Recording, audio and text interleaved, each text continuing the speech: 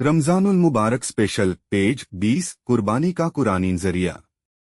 मोहतरम हजरात और अजीज दोस्तों, पिछले वीडियो में हमने देखा कि कुरान पाक के मुताबिक सारे मोमिन रमजान के महीने से लेकर हज के दिन तक अपने लिए गोश्तखोरी, सेक्स, गुस्से और वायलेंस, हत्या, कत्ले नफ्स वगैरह को हराम मानते हैं।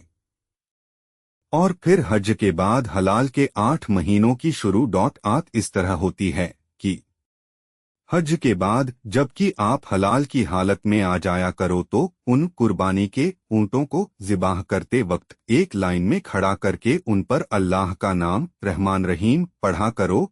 फिर उनमें से खुद भी खाओ और घरों में शर्म से बैठे लोगों को भी खिलाओ और मांगने वालों को भी, मगर ये मत भूलना कि इन कुर्बानियों का खून और गोश्त अल्लाह को नहीं पहुँचता है, बल्कि उसे तो आपकी वो खून गोश्त से परहेजगारी पहुँचती है जो आप हराम के 4 महीनों में किया करते हो। अल-हज्ज 36-37।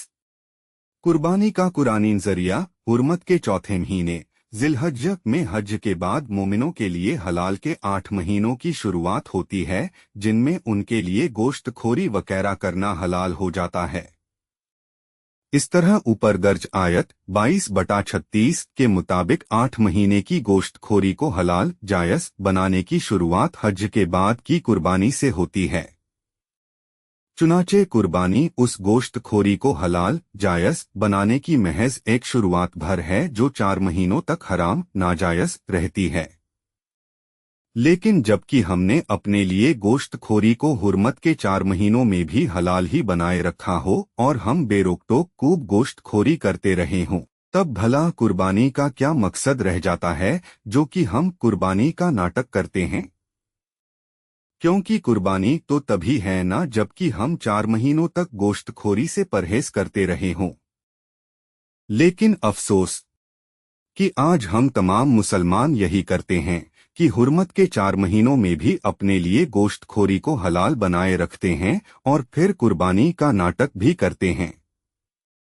मगर क्यों? क्योंकि हमारे गुमराहुलमा ए दीन ने इस्लामी शरीयत से हुर्मत के 4 महीनों का नामो निशान मिटाकर कुर्बानी की हकीकत ही को बदल डाला है। और अब हमारे गुमराहुलमा ए दीन कुर्बानी का ताल्लुक हज से जोड़ने और गोश्तखोरी को हलाल बनाने के बजाय हजरत इब्राहीम अलैहिस्सलाम से इस तरह जोड़ते हैं कि उन्होंने अपने बेटे की कुर्बानी की थी, इसलिए हमें कम से कम जानवरों की कुर्बानी तो करनी ही चाहिए।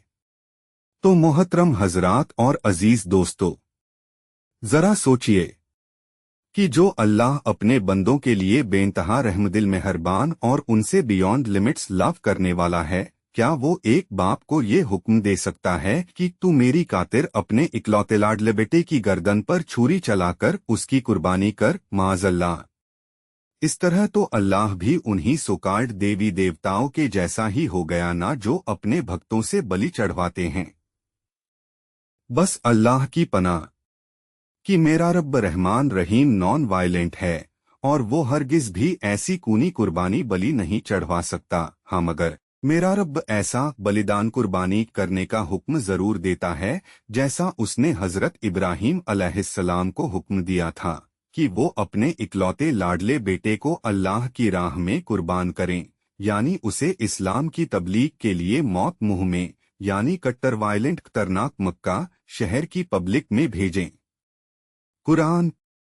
तो दोस्तों, जिस तरह एक सच्चाई पर पर्दे डालने के लिए बहुत से झूठ घड़ने बोलने पड़ते हैं, उसी तरह हमारे गुमराह उल्मा ए दीन को भी हुर्मत के 4 महीनों की हकीकत पर पर्दे डालने की खातिर पहले तो एक झूठी बेमकसद जानवरों की कुर्बानी जारी रखनी पड़ी और फिर उस झूठी बेमकसद जानवरों की कुर्बानी को साबित करने के लिए मज़कूरा बेटे की कुर्बानी की झूठी कहानी बतानी पड़ी। हालांकि कुरान पाक में है कि अल्लाह की राह में अपनी जान और माल की कुर्बानी करो, और सूर अन-नेहल 5-6-80 में है कि कुरान उतरने के ज़माने में लोगों का मालधन रुपए पैसे और नोट नहीं बल्कि उनका धन पशुधन ही था, इसलिए वो अल्लाह की राह में अपने माल यानी अपने जानवरों ही को कुर्बान किया करते थे और फिर उसे खुद भी खाया करते और भूखों नंगों को भी खिलाया करते थे। क्योंकि उस वक्त अरब में खाने की चीजों की कमी थी। लेकिन अब तो हमारे माल जानवर नहीं बल्कि नोट हैं। तो फिर अब हम लोग अपने माल नोटों से जानवर खरीद कर कत्ल क्यों करते हैं और अपने नोटों की कुर्बानी करके उन्हें भूखोनंगों में क्यों नहीं बांटते हैं? हालांकि असल कुरानी कुर्बानी तो यही है कि हम अपनी जिस्मानी और माली ताकतों को अल्लाह की राह में खर्च करें। बाकी